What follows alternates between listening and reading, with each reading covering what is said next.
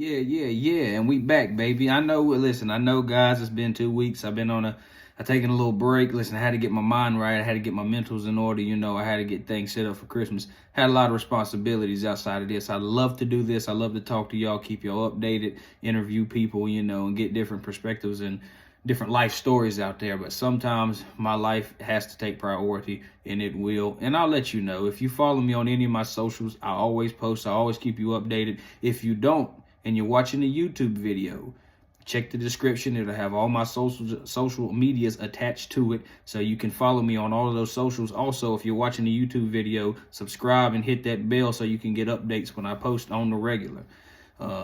Like I said, if I ever take a break, you'll know through my socials. That's where I post all of my updates at. So follow me on YouTube, on my socials, and you'll stay in the loop.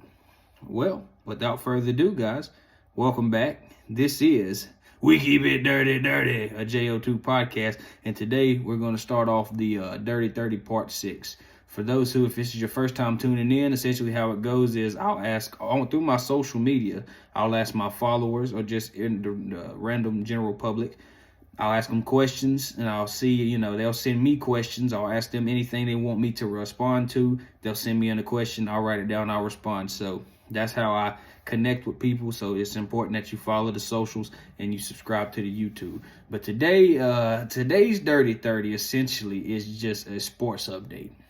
A lot of sports, well, not a lot of sports, the entire thing is sports. So if you're a sports fan, this one's for you. Without further ado, let's get right into it. Y'all know what I had to start with. The big controversy right now in sports, in all the sports. I mean, this is the grand poobah. Florida State getting left out of the college football playoffs. Was it right for the CFP committee to leave Florida State out of the college football playoffs? Oh man, was it right? That's a loaded question. It's all subjective. It's all based on your opinion. But off my opinion, man, was it right?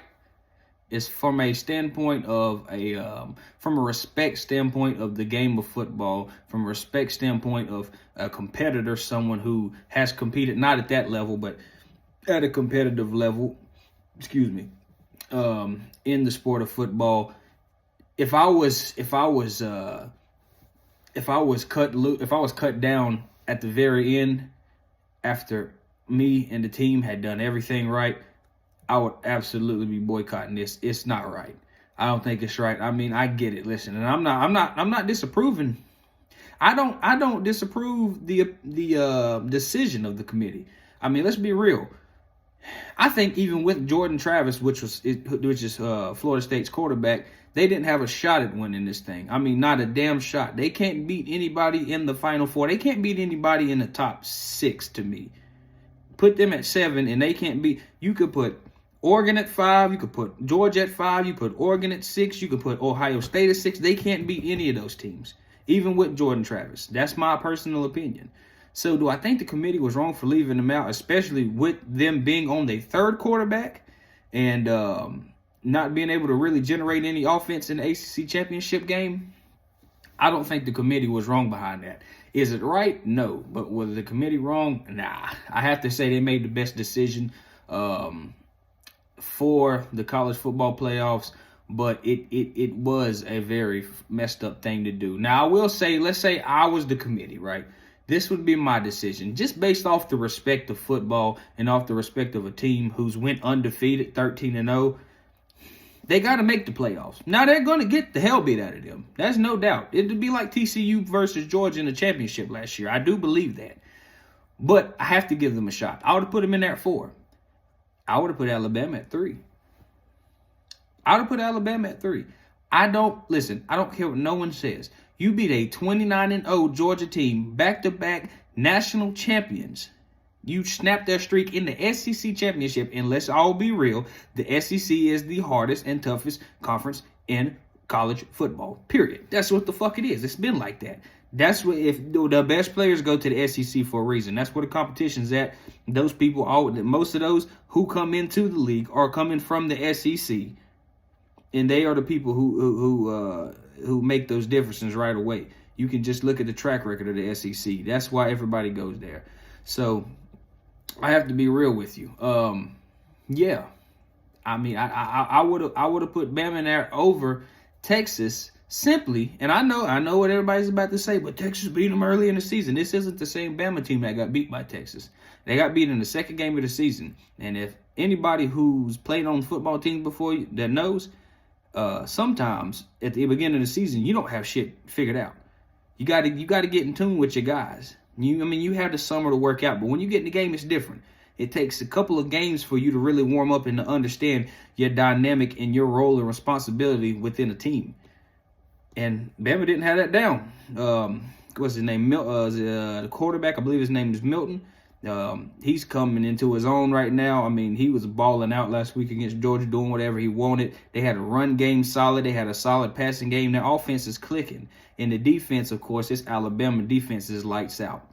So, personally, right now, man, I'm gonna be honest. I think Bama's the best team in the nation.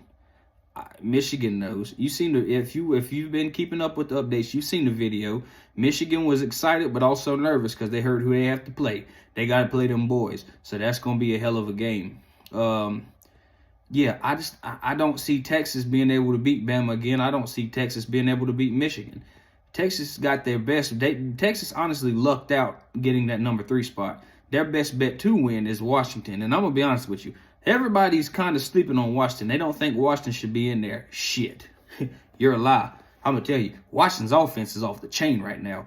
Penix got them boys rolling, and they just got back their number 2 receiver who, hell, I didn't even know who he was. I put him in a sports parlay last week, and he broke my whole fucking parlay for $200 because I took him under. I didn't know who the guy was. He ain't played since the second game of the season. He's the truth. McKillen, I think is his last name or something like that, off the chain. Of course, you got Rome Odunze out there, Jalen Polk, and then you got Dylan Johnson at running back, and the running game is slept on. They have a high-powered offense, probably the most high-powered offense in the college football playoffs right now. Yeah, bar none. They don't think there's a better offense in college playoffs. So it's it's gonna be scary. We're gonna see if Texas can really step up. With that being said, though, I know that decision was very controversial, but just want to run some stats down to you, just to to further back up my decisioning and why I would have personally put Florida State in there with Alabama. For one, Alabama ranks higher. Let me see. Alabama ranks higher than Texas in strength of schedule. In defense. The only thing Texas has Alabama beat in currently is the offensive strength. Their offensive strength, Bama's is not in the top 50. And Texas is ranking in right around that 9 or 10 spot. They got a good offense. I will give them that. However, Bama's defense is stronger, and also their strength of schedule is way stronger. Bama has the fourth, I believe, it's fourth hardest strength of schedule out of any team. And they've came out of it unscathed. That's impressive. What an offense that's not ranked in the top 50. That's very impressive. That tells you what the defense is like. And it tells you how much they stepped up since the second game. Florida State's coming in defensively ranked 14th, which is pretty solid. I mean, I'm not going to lie. Florida State's defense was there. That was really, with Jordan Travis being out, that was their Hail Mary. Everybody was focused on the defense. What can they do? Offense ranks at 45th. And that was with Jordan Travis. Without him, they probably fall out of the top 100. I'm not going to lie. I couldn't put them in there. I personally would put them in there off respect, but couldn't really expect too much to come from them, truth be told, because they just don't have an offense that can score. And it doesn't matter what those 4 teams in the college, other 3 teams in the college playoffs, you have to be able to score more than 16 points if you want to win, because they're going to easily score 27, 28 plus points. Every team in there will. So, yeah, I mean, very, very tough break for Florida State. I tip my hat to them guys. I hope the best for them, and see how it goes in the Orange Bowl, man. With that being said, we're gonna go to the next question. Who do you see winning the CFP championship? Who do I see winning the college football playoff championship? Oh man, Bama. This is true. I just see Bama winning. I listen. I got a lot of respect for Michigan and what they've done this season. Knocking off Ohio State was no small victory. I got a lot of respect for Washington because they won me a lot of money. Shout out to them guys out there. I don't know if Washington can beat Texas. I don't know if Washington's ever faced the defenses because Texas defense is no slouch. They're not as good as Bama's, but they're no slouch. So I don't know if Texas's defense, I don't know if Washington's offense can, do what they've done in the Pac-12 against a pseudo SEC, because Texas used to be SEC. They moved to, I think, the Big Ten now. A pseudo SEC style defense. We'll see. I could be wrong. They might blow the doors off of Texas. But what I really want in a championship matchup is Bama versus Texas, because I want that rematch, because I feel like Alabama whooped their ass this time. And yes, I am a Bama fan. I got 3 teams in college football. I've always been a USC, a Bama, and a UNC fan. Those are my 3 teams, but it's Roll Tide, baby. Roll damn Tide. So we're going to see if the Tide can roll, and I think they will. So I'm going with Bama for the championship. I'm going to put 100 on it and see what I can do. All right. With that being said, we're going on to the next question. NFL predictions.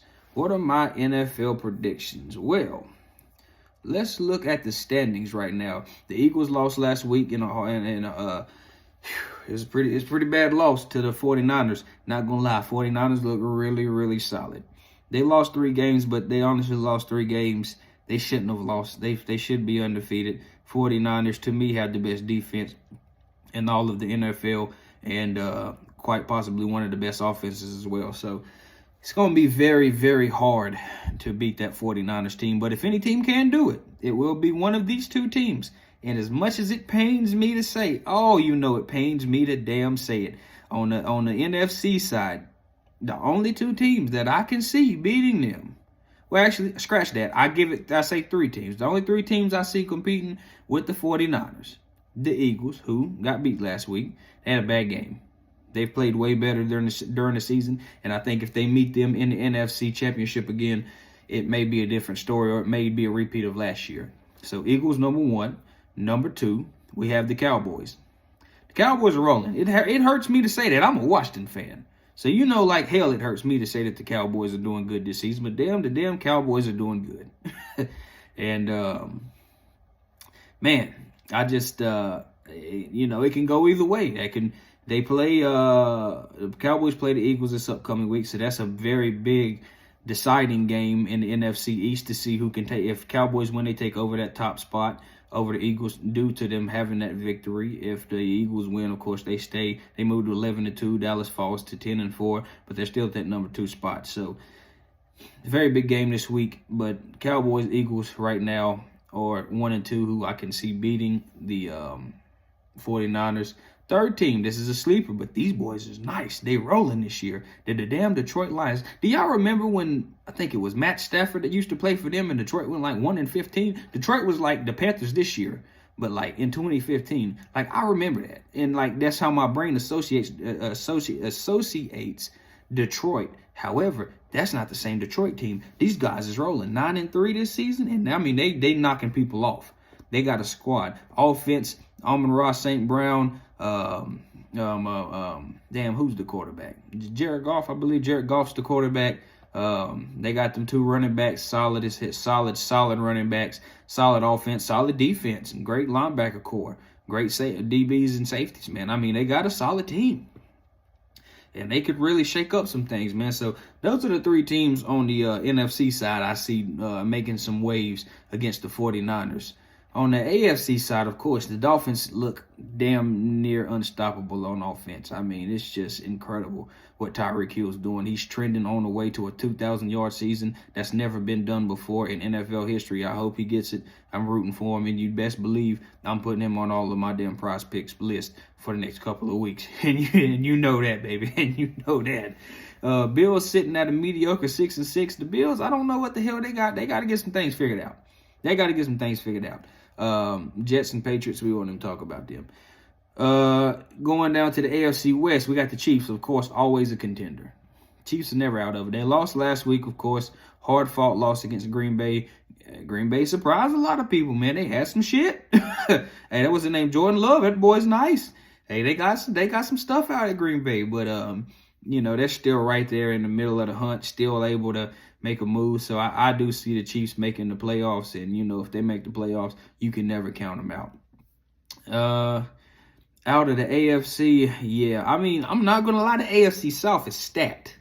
That AFC South is stacked. Now, of course, you got the Ravens, and the Ravens are in a they're right up there with Miami Dolphins at 9-3. More than likely going to be able to make that one of those AFC spots. So yeah, I'm looking for them. They're balling. They're off the chain.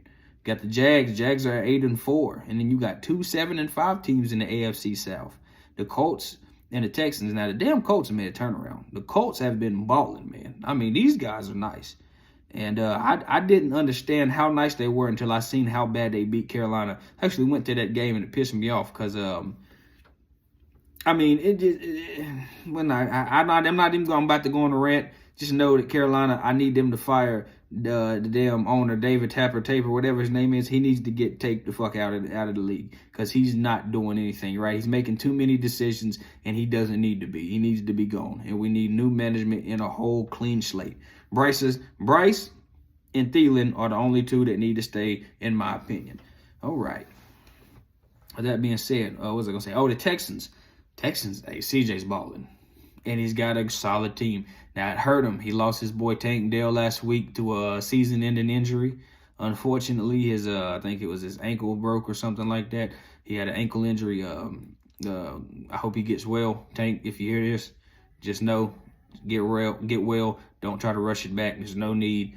It's all right. Come back next year and ball out because we know you're going to do it. I mean, there's some teams in that hunt, man. The AFC's got some solid teams. The NFC's got some solid teams. But I can't give a solid prediction right now of who I believe is going to win because it's still a little early. But I don't know, man. We'll see in a couple weeks. I'll say I'll spin the block on that question in about 3 or 4 weeks. Last question before we go on the break here. Has the NFL become unwatchable? Yes. I only watch it because I bet on it. I cannot watch NFL games anymore, man. It's so damn, well, give me 1 second. My headphones acting up. It's just so, I don't really know another word, but soft, man. You can't even fucking hit anybody anymore. I watched a video of Tom Brady, and he described it perfectly. He said the NFL basically has made it to where they've tried to implement rules and penalties to protect offensive players, but it's not the ref's job to protect offensive players. It's the player's job to protect offensive players. And as Tom said in the video, if you can go just type in Tom Brady on NFL current on NFL and it'll pop up, and he's talking in the interview. Basically what he ran down, and he said that when he came into the league, it was his responsibility. He was developed as a quarterback to, hey, if we're playing against Ray Lewis, I'm not throwing a slant route across the middle because he's going to tear my wide receiver's fucking head off.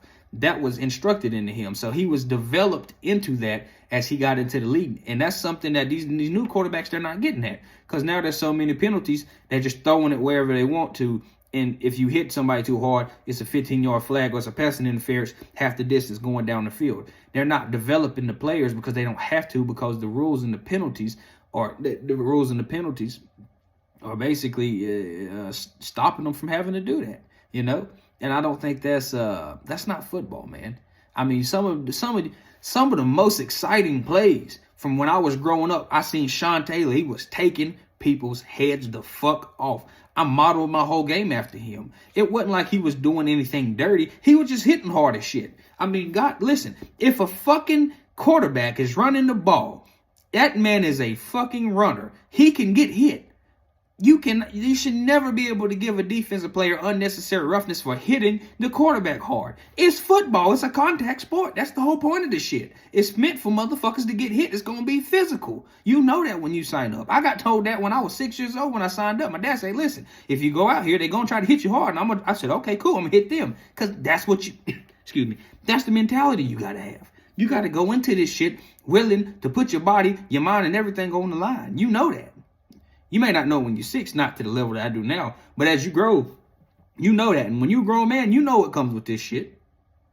So I just, these rules, and I understand them trying to protect the players, but there's a point where there's protection and there's a point where there's pacification. You can't pacify these players, man. These grown-ass men. You got to let them play. You got to let them hit. You got to keep the excitement in the game. Otherwise, I promise you, the ratings will go down. They will fall if you continue to do this shit, because people don't want to watch this, man. It honestly is becoming unwatchable. So, yes, it's becoming unwatchable. It's not totally there yet, but it's on the verge, and I hope they do something about it next year. With that being said, guys, we're going to take our music break. For those, if this is your first time tuning in, basically how it breaks down is this. If you're an undiscovered, underrated music talent, and I don't care what genre that is, rock, pop, hip-hop, R&B, alternative, it doesn't matter to me. If you got that fire, I want you to send it in to this email that I'm about to name. The email is JAMMIEONEIL, the number 2 at gmail.com. Again, that's JAMMIEONEIL, the number 2 at gmail.com. Send in as many songs as you want, but I want to be real with you. Send in your best. So if you got like 4 or 5 that's solid, send them in. Don't send me in 30 songs and it's some throwaway. I need the best, because I'm not gonna listen to 30 songs. So let me rephrase that. Don't send in as many as you want. Send in your 3 to 4 best, and I will listen to them. If I like the song, whichever song I like the most will be the feature song on my next week's podcast. Again, just send them in to me, man. And if you got my social medias, of course, as I stated earlier, through YouTube, or if you're already following me, you can DM me on there. Just give me your artist name, a quick description of the song, and, we'll go from there. Without further ado, though, the song for this week is actually a unreleased song. So this is a new song. You've never heard this. There's something new and something old. So it's about, with 2023 about to be 2024, probably about 5 years now at this point. Me and my cousin BJ, shout out to BJ Emmons. He came by the crib when I was fresh at UNC Charlotte, and I was still in college, and we laid down this track over an instrumental, the Jocelyn Flores instrumental. For those who know XXX Tentacion, rest his soul. We covered that instrumental, and he told me, he's like, "Cuz, don't release that. I don't want to release it because it's a little on the softer side, but it's a very solid song, and fuck it, I'm going to release it here." So guys, this is a world premiere cover of Jocelyn Flores by JO2 and Emmons. I hope you enjoy. Again, Jocelyn Flores by JO2 and Emmons. Distance makes the heart go fonder, but the space between us makes me wonder who you out here driving with, who you out here smiling with. I tend to bounce from state to state, but you know where my heart is. So crazy how we started this. I was on some ballin' shit, you look so damn innocent. We never was the same, but together we was winning shit. Maxing out on every conversation, knew you loved the kid. Had to make a trip just to let you know this shit was real. Put you on my team, gave you the game, cause we ain't falling out. Told her if she need me in my phone, and I'ma smash out. Say she love me every time we fuck, gotta leave her stuck. Sticking dick inside her guts, and must love it when she busts. Fatal attraction, let's talk more action. Fuck all of that capping, baby, what's down me? We can't get it cracking, cause me and you, gang. It's me and you, I mean, you said it was fatal attraction at first, and I should've believed you, but baby, shit, I just wanted to try it. Never thought that we would go down a path of total destruction. I looked inside your eyes and I seen that you needed something. You needed compassion, love, and empathy, but I lacked all of the above, and I feel like I was above the world. But damn, when I got with you, humbled me, and that's why that shit really be fucking with me. When I think about the feelings and connections that we had, the memories of me and you, that shit kinda makes me mad, because I felt like our potential was untapped. But damn, I fucked it up, and I left it like the tap, yeah. Yeah. JO2.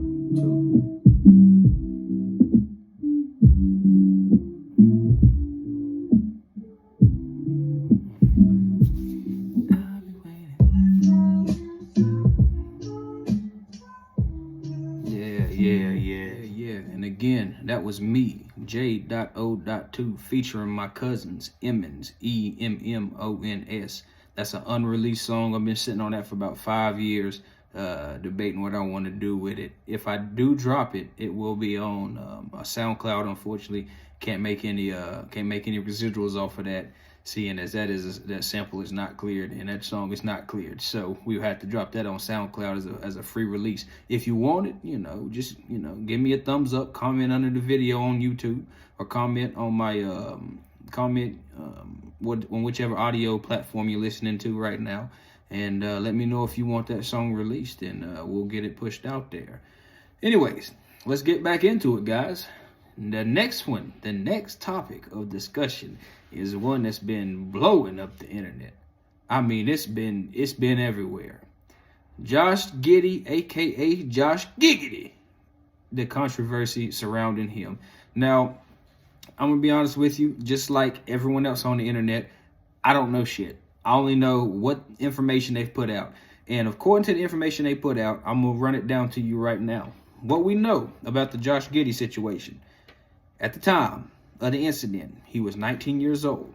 The girl that supposedly he slept with was 15. They met at a nightclub in California. Might have had a one-night fling. There's no confirmation of it. All there was is there's a picture circulating of them two. She's in her bra. He has no shirt on. So it could be insinuation. They could have done the dirty. They might have not. There's no video, so we'll never know, right? Not in that way. With that being said, we already know the social media police think they got it all figured out, and they've done ran with the story, and he's already excommunicado in life. People are already calling for him to be suspended and all types of shit with no information. Now, I'm not going to sit here and attest to his innocence, because I don't know if he's innocent or not. We don't know. I will say this though. What is, at the time, she's 17 now, but at the time the girl was 15, he was 19. What the hell is that girl doing at a nightclub? How did she get into the nightclub? And we all know people get fake IDs all the time. And this must have been one of those nightclubs where you can be 18. There's certain ones where you can be 18, you just can't drink. Prime example here in Charlotte, where I'm in Charlotte, North Carolina, prime example would be Prohibition. They have a college night on Thursdays. Me and my friends used to go all the time. We just couldn't drink. But can't get in if you're not 18. Who the hell is not checking IDs at the door? So they just she could just wander in there. Did she have a fake ID? What's the situation with that? That should be number one. That should be the number one thing. How did an underage girl get into a club? Second thing should be, we can't sit here and say that the guy's wrong. You cannot blame him. You cannot say, if I'm in a club but okay, listen, let me say this. At 19, if I'm in a club, or 18 if I'm in the club, and I walk up, I see this little thing, she look nice, I want to talk to her, I spend some game to her, or she walk up to me, because most likely she walked up to him, he's a future NBA star at 19, and she knew that, right? Boom, boom, boom, conversation flowing smooth. She like, let's get out of here. I'm like, fuck it, let's roll. We get up out that joint, I get back to the crib, we do the dirty, and whole time, I'm not probably thinking that this girl's underage. Why? Because she's in a fucking nightclub. How the hell did you get in a nightclub at 15? That makes no sense, right? Apparently, from what he said in the interview when he was asked the question, he said that he couldn't comment, but there's apparently I don't know if it's a rumor or something going around, so don't take this as the gospel, but apparently that he said that it was a one-night stand and he cut it off after he found out she was underage. Now, like I said, I don't know if that's a confirmed fact, but I have read that on a few sources on the internet, but it's the internet, so you got to take that with a grain of salt. Regardless, I'll say this, man. You can't suspend that man. You can't suspend him. 19 or 15, I know everybody nowadays gets all disgusted out if there's any type of age gap. 19 to 15 is not a big age gap. It's really not. Because let's be real. And we all know this. How many, and I'm going to speak to a lot of young women right now, or even older women who were young at one point. You were 14 years old. That guy's 17, about to be 18 before he graduates. He's the senior, you're the freshman. You the bad thing walking on campus. You knew. You're the new thing walking on campus. He see you, he come talk to you. You tell me you're not going to talk to him? Or even on the other end, a lot of girls would pursue them because they want to see if they can challenge themselves to get with an older guy. That's been going on forever. I mean, this shit, and I say forever, I'm not exaggerating. I mean, thousands of years ago up till now, younger women have always had a fixation with older men. That's just how that's went. Now, I'm not saying it's right. I'm not saying it's wrong. So don't come at my neck and say, "Oh God, he's condoning to pedophilia." No, I'm not.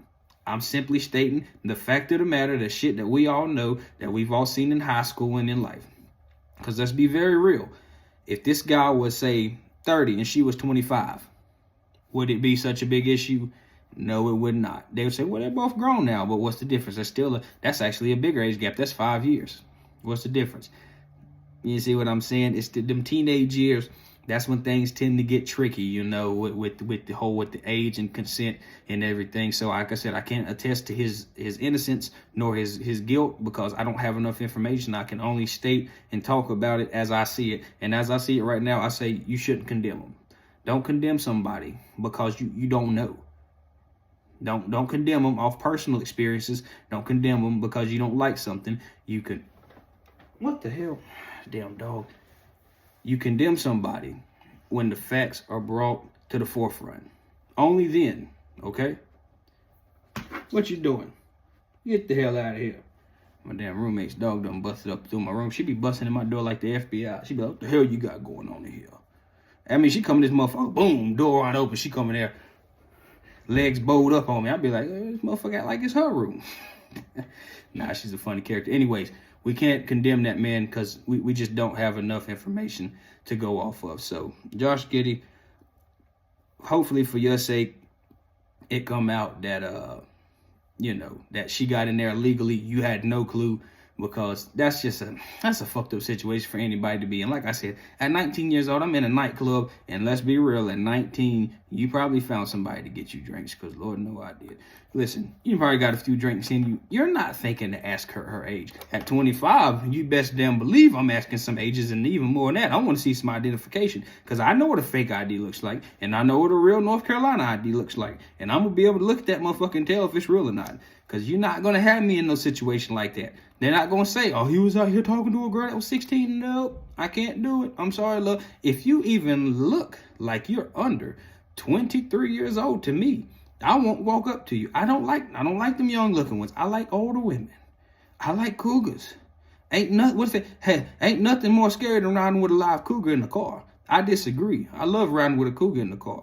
I love riding with me and MILF too. If you got a kid, I don't mind. If your kid's grown, that ain't got shit to do with us. Hey, you know what I'm saying? Anyways, that's where I'm at with it. So yeah, definitely now I'm checking. But back then, come on, man, you just out having a good time. You don't give a fuck. You really just trying to get some pussy if you a guy. It's just how that is when you're 19. So hopefully for Josh's sake, it work itself out. Let's see what we got. Next question. Early predictions. NBA. Who's gonna win it all? I don't know. It's up in the air, but I'm telling you, there's some damn contention teams. If I had to pick right now, I would say it's between these 4 teams. The Boston Celtics, the Milwaukee Bucks, the Los Angeles Lakers, or the Denver Nuggets. That would be my 4 teams right now. They look the most solid. They look the most solid as a team. And I'll throw the 76ers in there as well. The 76ers got a really good team. Even though right now topping the Eastern standings is Baltimore, is topping the Western standings is the Timberwolves. I feel like those 5 teams I listed look the most team-oriented. And as we know, you can have great players, but you can't win if you don't play as a team. So I'm excited to see after the All-Star break how these guys come back. Hey, Adam Silver, normally we talk shit about you, but this in-season tournament thing, hey, man, hats off. I can't take my hat off because I got my headphones on, but hats off to you. That was a hell of an addition. I mean, these guys is balling. These guys are balling, and they're going hard, and it's bringing excitement back into the sport. So we should keep that up for the future. I definitely like that idea. Yeah, so we'll spin the block on that question, just like the NFL prediction a little bit later. Last question of the day, guys. How does someone get into sports betting?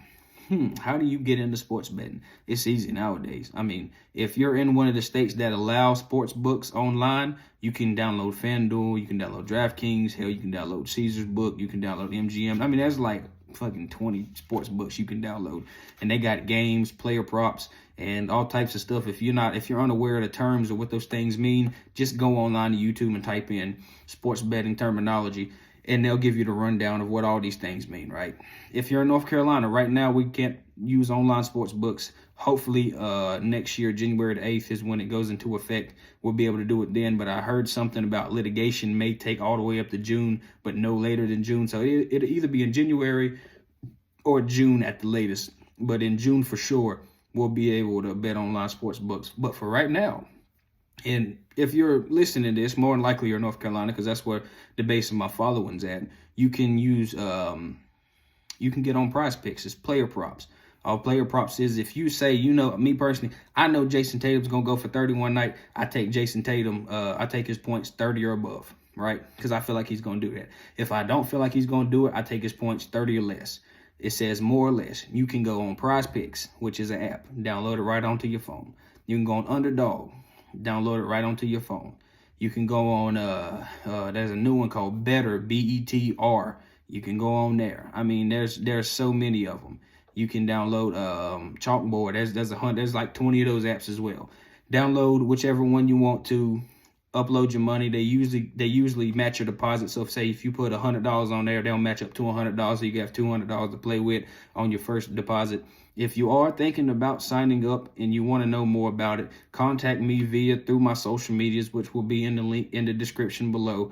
And I can give you a little heads up on that. And I can also send you this promo code so I can get this money as well. Because shit, hey, we all trying to get some money. Let's make it together. You feel me? That's it for today, guys. That's the Dirty 30 Part 6 Sport Edition. Again, like I said, thank you for being patient with me. Sometimes I may have to take a break for a week or two. I got things in life I'm doing and I'm taking care of. But just know, J.O. ain't forgot about you, baby. We still rolling. We still got this thing on the tracks. And as always, we gonna forever keep it dirty. With that being said, happy holidays to everybody. And I'll see you back here next week with a very special interview from my cousin Dave Barry. God bless. Peace out. Dirty's in the air, boy, don't be scared. Dirty's in the air, boy, don't be scared. We be that dirty. We be that dirty. We be that dirty.